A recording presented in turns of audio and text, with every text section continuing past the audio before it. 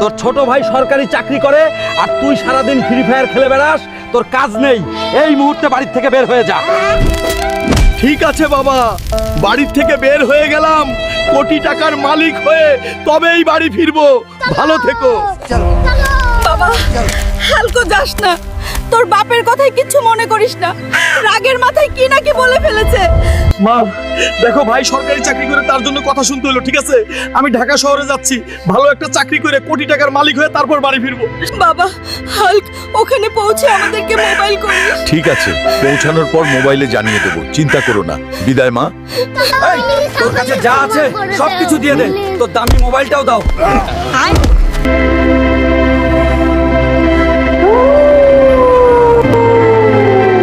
হে মালিক, আমাকে রক্ষা করো।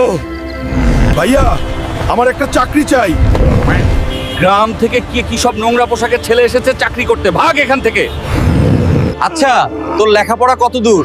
9 ক্লাস কম মেট্রিক পাস। আবে তুই 1 পাস, এখান থেকে সরে যা। বাবা মায়ের সঙ্গে অভিমান করে শহরে এসে বিপদে পড়লাম। বাস্তবতা অনেক কঠিন, বাবা মা ছাড়া কেউ আপন নাই এই পৃথিবীতে। বাবু, তুমি কি শহরে নতুন কাজ লাগবে নাকি তোমার? চাচা, আমার একটা কাজ চাই। আর একটু সামনেই একটা চায়ের হোটেল আছে, ওখানে একটা লোকের প্রয়োজন, ওখানে যাও বাবাটা। চাচা, আমার একটা কাজ চাই। গ্রাম থেকে এসেছো, মনে হয় তুমি আজ থেকেই এখানেই কাজ করো বাবা। এই শহরে এখনো ভালো মানুষ আছে, আমি কৃতজ্ঞ চাচা। চা লাগবে, চা। এভাবেই হালকের দুইটা বছর কেটে যায়। হঠাৎ একদিন এই নিন স্যার আপনার চা।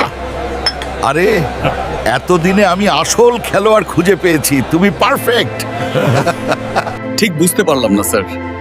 আগামী মাসে বক্সিং খেলার টুর্নামেন্ট আছে, সেখানে তুমি জিততে পারলে 1 কোটি টাকা পাবে। বিশ্বাস করেন স্যার, বাবা মায়ের সাথে অভিমান করে শহরে এসেছি। আপনার কথা যদি সঠিক হয় তাহলে আমি খেলায় অংশগ্রহণ করবই। আমি একটা মধ্যবিত্ত ঘরের সন্তান, অর্থের অভাবে পড়াশোনা করতে পারি নাই। ভাগ্যক্রমে আমার ভাইয়ের সরকারি চাকরি হয়েছে, কিন্তু ও আমার বাবা মাকে দেখাশোনা করে না। টাকা পেলে বাবা মায়ের সেবা করবো স্যার। আমিও বুঝি, কারণ আমি একজন বাবা। চলো, টুর্নামেন্টে তোমার নাম লেখাই। 1 মাস পর।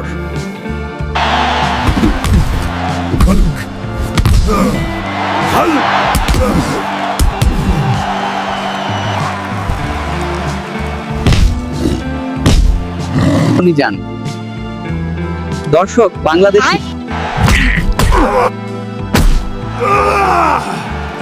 Hulk! Hulk!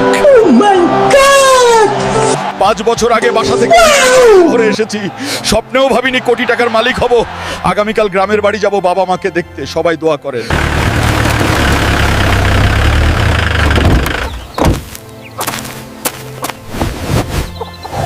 5 বছর পর কোটি টাকার মালিক হয়ে বাসায় আসলাম।